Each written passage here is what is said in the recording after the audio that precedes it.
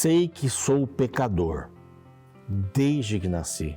Sim, desde que me concebeu minha mãe. Sei que desejas a verdade no íntimo e no coração, me ensinas a sabedoria. Então, purifica-me com hisopo e ficarei puro, lava-me e mais branco do que a neve serei.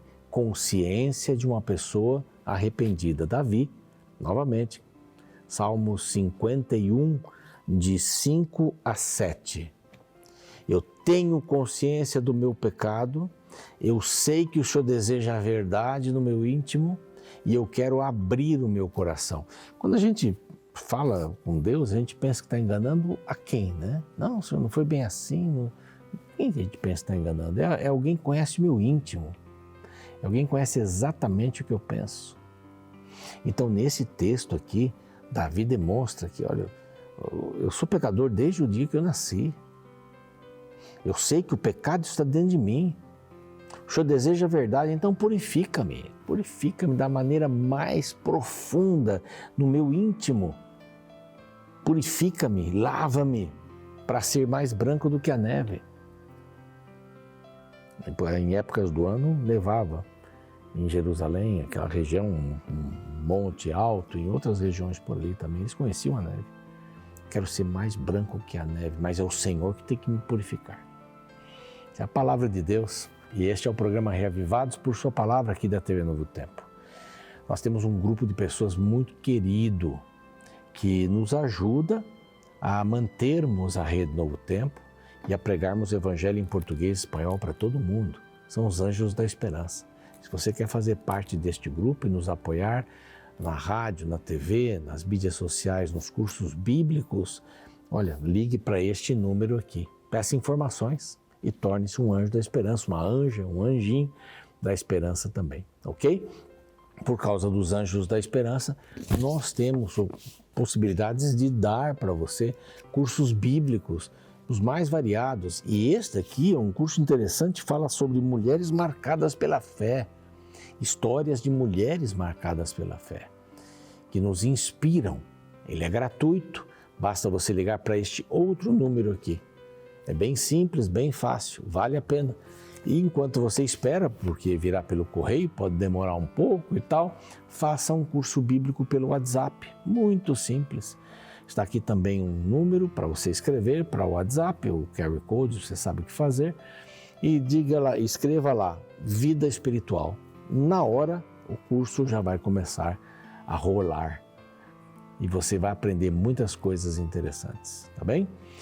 Você que está conosco na TV, você que está conosco de madrugada às 3, às 6, quando o programa é inédito, às 3 da manhã, a repetição das 6, no outro dia, né?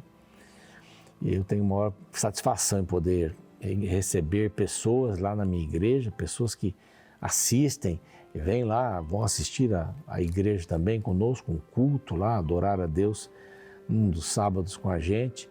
É bom saber que você estuda a Bíblia de madrugada.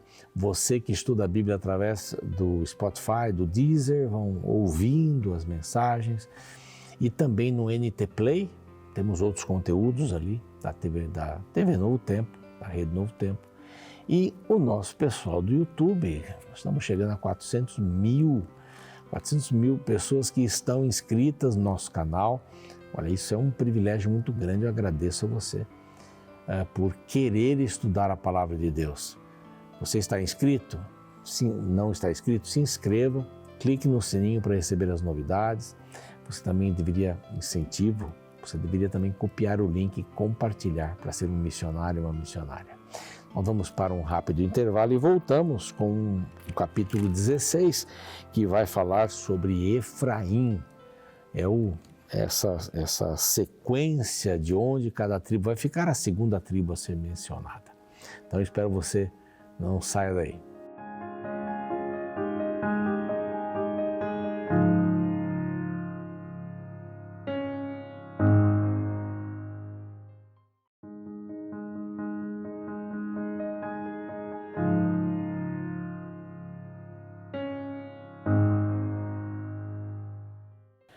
estamos de volta, foi rapidinho para quem está no YouTube, não é? Esse espaço nós não temos, mas para quem está na TV, importante esse espaço, saber as novidades, né? Para você conhecer um pouco mais a nossa missão como Rede Novo Tempo. Pregar o Evangelho em português e espanhol para todo mundo, tá bem? Muito bem-vindo a você que chegou agora. Também está com a gente aí pelo YouTube, outros canais, outras mídias. É uma alegria mesmo poder estudar a palavra de Deus. Eu digo isso sempre, porque a Bíblia transforma o nosso coração. Minha Bíblia está velhinha, já soltou o dorso, eu nem sei. Várias pessoas já disseram, eu arrumo, mas eu tenho medo que corte alguma coisa. Eu escrevi muitas coisas aqui. A gente ama a palavra, né? Não é exatamente essas páginas aqui, é a palavra de Deus que entra no nosso coração, não é? Nós estamos nesse clima de divisão da área, né? Das áreas onde o povo ia morar, dando os limites para cada um, para que ele se estabelecesse, não tivesse nenhuma briga, não tivesse nenhum desconforto. Bom, cada um já sabe sua área, vai para lá e vai desenvolver a vida, não é? Já vai manter também esse território como parte do território de Israel, era o nome, né? Israel, o povo de Israel, as tribos de Israel, este era o nome, esta era a sequência. Então, nós vamos agora para a segunda divisão. Primeiro aparece Judá, depois aparecem os filhos de José. Nesse capítulo vamos ver apenas um dos filhos, Efraim, que não era o mais velho, Manassés era o mais velho. Interessante essa inversão, até um determinado ponto aparece na linha, não é? Manassés, Efraim, de repente aparece agora, a partir daqui, Efraim e Manassés. O primeiro nome sempre era o nome do mais velho, não é? Mas a primeira parte do território é dividida para Efraim. E eu queria mostrar para você neste mapa aqui a área de Efraim. Está vendo esse amarelo mais clarinho aqui? Então, Manassés ficou com a maior parte do território, tanto antes, né, vamos vendo aqui o mapa, tanto antes do Jordão, né, quando as 2,5 tribos foram divididas ali, quanto depois, pegou uma área bastante grande. E tanto Efraim como Manassés reclamavam que a área era pequena, que eles queriam mais terra, eram mais populosos, eram tribos maiores, mas havia tribos do mesmo tamanho também. Então, tanto Efraim como Manassés deram muito trabalho, né? Foram tribos que deram bastante trabalho aí no decorrer da história de Israel. Mas eu já disse isso, vou repetir, José não foi incluído entre os 12, Levi também não foi incluído entre os 12, porque teria terras especiais espalhadas por todo Israel, e eles teriam como herança ao Senhor, não nenhuma propriedade aqui. E nós temos essa visão dos 2 filhos de José. José sai e os 2 filhos entram, então, no lugar de Levi e de José. Tá? Aí formam os 12 novamente. Tá? Alguns acham que Manassés e Efraim eram filhos de Jacó. Não eram filhos de Jacó, eram netos de Jacó. O filho de Jacó era José, que não entra aqui, mas os filhos entram nesses 2 lugares que eu mencionei. Bom, aqui no mapa, vamos voltar ao mapa lá. Esta partezinha, então tem as cidades ali, Betel, tem Ai. Lembram-se que a segunda batalha do povo de Israel foi Ai. Perto de Betel, eles fizeram uma barreira ali entre Betel e Ai para que esse povo não fugisse para lá. Eles não fazem divisa com o Jordão, né? Manassés entra naquele pedaço do Jordão. Eles não têm nenhuma parte de mar, nem do Jordão aqui. Tem rios ali no meio deles e tal, mas essa é a divisão deles. Aqui vem falando detalhes dessa divisão. Eu não vou passar aqui lendo com você, mas esses detalhes são importantes. A partir do verso 5, os limites da herança dos filhos de Efraim, segundo as famílias, aí vem falando tudo. Mas a partir aqui do verso 10, ou o verso 10 é o último verso, né? Mas a partir do 10... quer dizer, nesse caso aqui, mostra uma situação muito triste em relação a Efraim. Triste mesmo. Olha o que está escrito aqui, que eles não expulsaram os cananeus da terra. Essa era a obrigação. Josué dá aquela varrida, toma o território. As pessoas, Deus disse, matar a todos. tirar todos dali. Eu já expliquei isso várias vezes, né? Ali estavam os representantes de Satanás, propriamente ditos. Representantes de Satanás. O julgamento já foi estabelecido por Deus. Vocês não têm mais condições. Então saiam, porque vocês vão destruir o meu plano de ter o meu povo nestas terras, que receberão outros de outros lugares, aliás, estrangeiros, vão conhecer, porque tudo vai dar certo aqui. A lavoura vai dar certo, a colheita vai dar certo. Os reis seriam sábios, como Salomão, que dependia de Deus. Depois largou aquela confusão, o reino dividiu e aí foi uma bagunça. O reino do norte, com sede em Samaria, uma bagunça tremenda, tanto é que ele foi destruído primeiro. Dos 27, aí 28, não me lembro bem, reis, nenhum serviu a Deus. Pois eles já colocaram lá os sentinelas na divisa para não descerem para Jerusalém, para o templo. Fizeram lá uns bezerros não, uns animais lá, uns touros de ouro. Vamos adorar esses deuses aqui. Esses são os nossos deuses, não vamos lá para Jerusalém. Que absurdo. Aí alguns fugiram, foram para lá nessa altura. Mas aqui, muito, muito grave. Eles não expulsaram os cananeus. E termina depois a gente lê o meio, mas termina esse verso, ali o porém, sujeitos a trabalhos forçados. Então eles pensaram assim, vamos perder esse povo, mão de obra barata ou gratuita, vão ser nossos escravos. E não era essa a ideia de Deus, que esses povos conquistados fossem escravos, não era essa a ideia. A ideia de Deus é que eles fossem eliminados, para que Israel não tivesse deuses, para outros deuses no meio de casar com as filhas deles. E aconteceu exatamente isso. Você acredita? Aqui Efraim já dá o exemplo. Não expulsaram os cananeus que habitavam em Gezer. Assim, habitam eles no meio dos efraimitas até o dia de hoje, quando foi escrito aqui, lógico, não é até o dia de hoje, mas quando foi escrito, porém foram sujeitos a trabalhos forçados, como se fosse uma desculpa. Não, são trabalhos forçados, eles estão por aqui. O problema de Efraim se entregou à adoração de ídolos e à ganância, porque eles começaram a pedir mais terra, e nós somos especiais, somos filhos de José. José finalmente é que arrumou a terra de Gósen para o nosso povo crescer e tal, foi um homem de Deus e tal. Não viva do passado, não viva dos seus ancestrais do passado assim, não.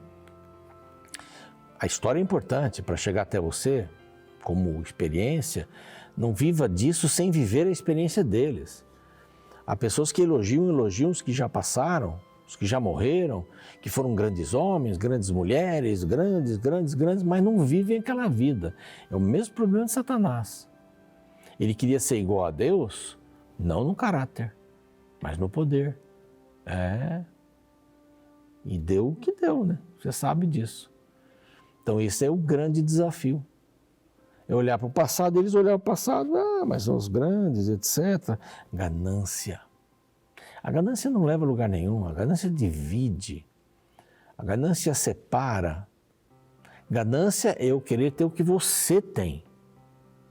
Não é nem eu querer ter o mesmo que você tem, eu quero o que você tem, para que você não tenha mais. Isso é ganância. Ganância é eu ficar com tudo.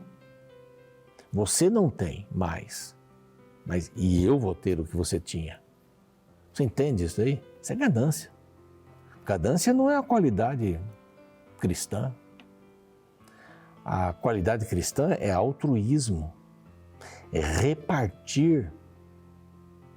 O outro também é importante, é seu irmão. Um pouco de mim está no outro, um pouco do outro está em mim. Então, somos irmãos. Eles eram um povo ganancioso e ficou entregue aos ídolos.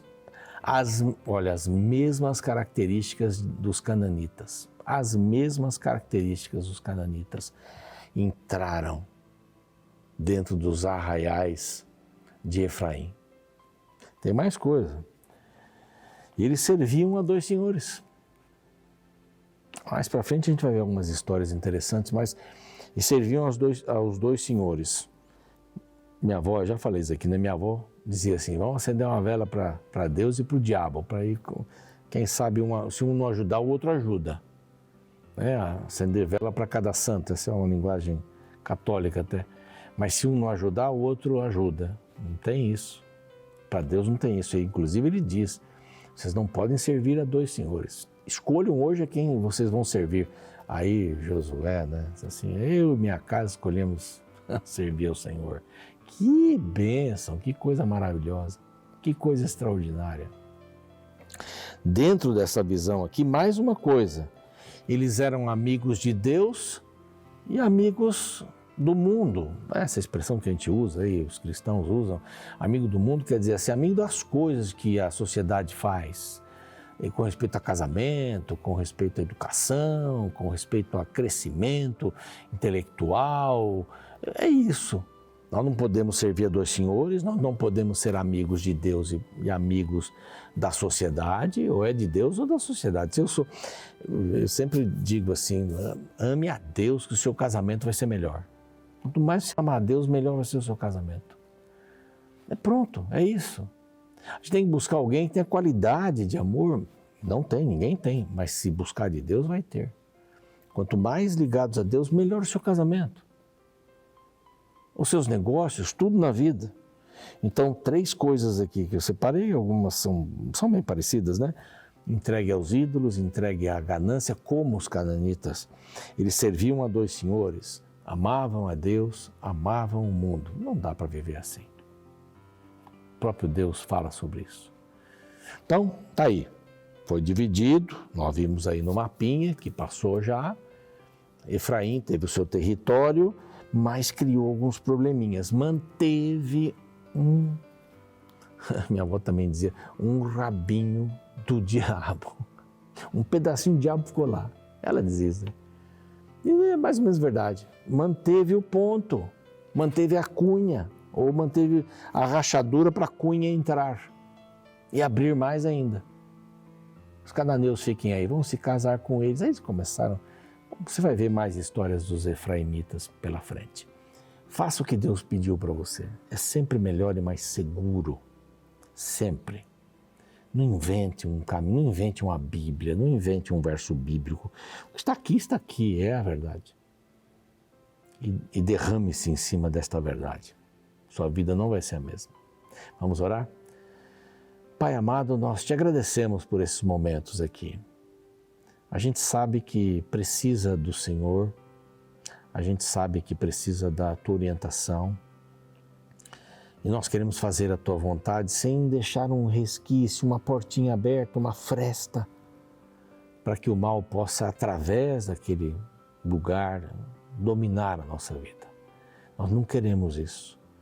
Nós não queremos ser amigos do Senhor e da sociedade ou das coisas que a sociedade faz. Nós não queremos ter 2 senhores, não queremos ser vencidos pela ganância, pela idolatria. Então ajuda-nos, Senhor. E coloca-nos no lugar onde o Senhor deseja que fiquemos para representarmos bem o Teu reino. Em nome de Jesus, amém. O programa segue, eu fico por aqui. A gente se vê amanhã, próximo capítulo. Até lá. Pequenos erros podem custar muito caro. Este é um caso que aconteceu em fevereiro de 2017, quando a Marinha da Índia recebeu o submarino INS Ariane. Este foi o primeiro submarino de mísseis nucleares do país. Porém, durante seu primeiro lançamento, alguém errou feio. Algum marinheiro desatento esqueceu de fechar a escotilha na parte traseira da embarcação.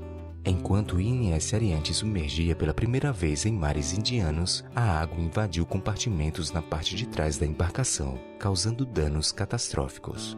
Ainda foram feitas tentativas de consertar o submarino, mas o reator parece não ser recuperável até hoje. Simplesmente por um erro pequeno, o submarino que custara 2,9 bilhões de dólares não servia para mais nada. Na nossa vida não é diferente. Pequenos erros trazem grandes consequências. O exemplo deste princípio pode ser visto no capítulo 16 do livro de Josué. Nesta seção, encontramos a descrição do território ocupado pelas tribos de Efraim e Manassés, chamadas de filhos de José. O capítulo relata as diversas cidades que eles conquistaram, porém um detalhe é destacado no meio da narrativa. Um erro cometido pelos habitantes de Efraim traria graves consequências no futuro. Eles não expulsaram todos os moradores que estavam naquela região, mas permitiram que habitantes pagãos habitassem no meio deles. No verso 10 lemos: Não expulsaram os cananeus que habitavam em Gezer. Assim, habitam eles no meio dos efraimitas até o dia de hoje. Interessante que antes de morrer, o patriarca Moisés deixou claro em seu discurso, registrado no livro de Deuteronômio, que o fracasso em erradicar a população original de Canaã teria sérias consequências para o povo de Deus. Porém, no texto de hoje, percebemos que mesmo sabendo dos riscos e estando consciente das recomendações divinas, Efraim não expulsou os cananeus que habitavam em Gezer. E sabe, ao permitirem que os estrangeiros permanecessem no meio deles, os efraimitas se expuseram em um perigo espiritual muito grande, pois assim permitiram que outra cultura religiosa totalmente diferente da deles crescesse no meio do povo. E no desenrolar da história, descobrimos que todo o povo de Israel se corrompeu com a idolatria que era praticada justamente pelos pagãos que foram permitidos que morassem no meio dos israelitas. Sim, um pequeno erro, um pequeno detalhe e grandes tragédias sobrevieram. Que este episódio nos ensine a sermos rígidos em relação a pequenas concessões contrárias à palavra de Deus.